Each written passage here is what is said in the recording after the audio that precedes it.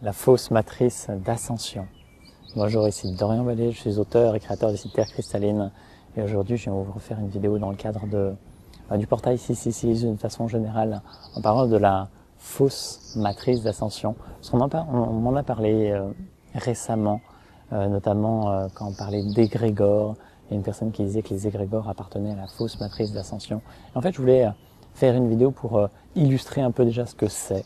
Et ce que ça comprend ou pas, etc. Donc la fausse matrice d'ascension, déjà, c'est l'illusion d'être en train d'ascensionner, on va dire, et de s'éveiller. Alors que c'est en train de nourrir l'ego spirituel, et qu'on est en train de s'enorgueillir de quelque chose qui n'est pas en train de nourrir véritablement le soi et le vivant en soi. Et donc, qu'est-ce que la fausse matrice d'ascension? Simplement une matrice qui va nourrir l'ego, qui est branché à l'ego et qui va nourrir le sentiment d'individualité et de voir se sortir de quelque chose ou de s'élever vers quelque chose de meilleur, de s'élever vers un plan ou un monde meilleur, de peut-être annihiler une réalité qui est négative, qui n'a pas lieu d'être, etc. Et donc on a des fois le sentiment de devoir s'élever, de devoir s'éveiller, de devoir s'illuminer pour atteindre quelque chose. Et donc en fait, tout ça, effectivement, représente à un moment donné une illusion, parce que on a bien, enfin si on observe un petit peu ça, on se rend compte que c'est bien une quête personnelle. C'est le petit moi qui veut à un moment donné sortir de quelque chose, qui veut fuir quelque chose, qui veut combattre quelque chose, qui veut transcender quelque chose. Alors qu'en fait, voilà, la vie n'attend pas de combat ou d'aller au-dessus d'elle, elle demande à être pleinement avec elle.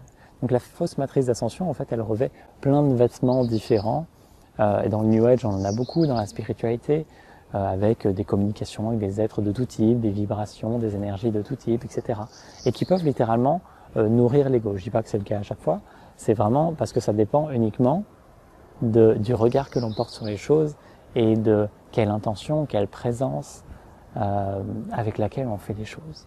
Et en fait, ce qui compte, c'est en fait la fausse matrice d'ascension, c'est une création. C'est juste une création mentale, c'est une création égotique. À partir du moment où je la vois dans ma vie, c'est ma création. Après, je peux voir qu'il y a des choses qui n'entrent pas en résonance avec moi, qui ne me semblent pas vivantes et que j'ai pas envie de nourrir, et c'est ok. En fait, c'est juste, voilà, c'est une autre façon d'expérimenter. C'est comme quand je parle de la matrice et de la matrice, voilà, sur ce plan-là, et de la matrice originelle qui est le plan divin, on va dire. Mais en fait, la première matrice, c'est une création qui entre en résonance avec l'ego, et quand on transcende l'ego, cette matrice s'effondre. Donc on peut juste faire l'expérience du réel. Donc la fausse matrice d'ascension, en fait, elle n'a pas de raison d'être propre. Elle n'a pas de consistance. Elle n'est pas nourrie pleinement par le vivant. Elle est nourrie par le mental et par l'ego. Et donc en fait, ça n'a pas de lieu d'être de mettre de l'attention dessus et de ranger des choses dedans. Comme par exemple une personne qui me disait que les égrégores appartiennent à la fausse matrice d'ascension. Ben non, en fait, c'est sa réalité. C'est elle qui crée la fausse matrice d'ascension et qui met cela dedans. En fait, le vivant peut faire, le divin peut faire l'expérience d'avoir des pensées collectives et de manifester des choses comme ça, sans que ça ait besoin de passer par une matrice.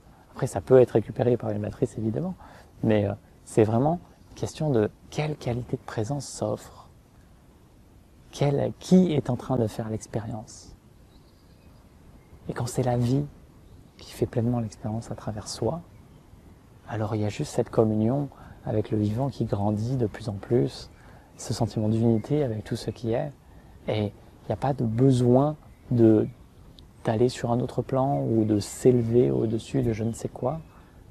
Il y a juste la nécessité d'être vivant, d'exprimer pleinement ce que je suis. Et lorsque je ne serai plus sur ce plan, parce que je suis mort ou autre, je ne sais pas, ça s'exprimera d'une autre façon, sur un autre plan, dans d'autres dimensions peut-être, ou pas. Et tout est ok, c'est juste cette raison d'être de la vie, c'est de vivre, de s'exprimer, et ça s'arrête là.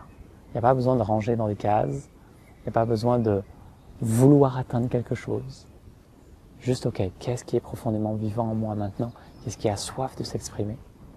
Peut-être que c'est rien parce que ça a besoin de repos. Peut-être qu'il y a des choses urgentes à réaliser. Peut-être qu'il y a un profond besoin de méditer ou de faire des pratiques qui vont permettre d'installer davantage de présence. Peut-être que vous avez soif de cela. Et c'est à vous de sentir, en fait, maintenant, ce qui a soif de se révéler. Donc, la finalité de cette vidéo, elle est très simple. C'est la fausse matrice d'ascension. Peut-être que vous lui donnez d'autres mots, hein, mais d'autres noms. Mais voilà, d'une façon générale, c'est ce plan qui donne l'illusion de devoir à un moment donné s'en extraire ou de s'élever ou de s'éveiller à autre chose ou à notre nature profonde. Et de toute façon, ça, c'est un appel profond du vivant, de s'éveiller à notre nature profonde et d'en faire directement l'expérience. Mais il n'y a pas besoin de créer pour ça, mentalement, une fausse matrice d'ascension. C'est se désengager de ce qui ne me parle pas, de ce qui n'entre pas en résonance avec moi. Comme j'en parlais dans ma dernière vidéo, ça peut être aussi de se protéger, de renforcer énergétiquement nos différents corps, l'aura, pour ne pas en être dépendant et nourrir la vie en soi, laisser la vie être nourrie en soi, grandir en soi, afin d'en faire pleinement l'expérience et que ce soit de plus en plus fluide et joyeux dans notre quotidien. Ce qui n'empêche pas des expériences parfois lourdes d'être vécues, mais elles se vivent sur un socle de paix et sur un socle qui est serein et qui peut faire l'expérience pleinement. J'espère que tout ça vous inspire. Je ne sais pas si cette vidéo sera publiée avant le portail du 15 juin à 20h, mais vous pouvez y participer si vous le souhaitez, si vous en avez l'élan. C'est un portail initiatique dans lequel on transcendra tout ce qui est relié au 666 et donc à cette programmation matricielle pour faire l'expérience directe de l'amour originel et laisser la vie se déployer à travers soi. Si vous avez besoin de quoi que ce soit, n'hésitez pas à m'écrire en dessous de cette vidéo. Je vous souhaite de vivre une magnifique journée. Je vous dis à très bientôt. Namasté.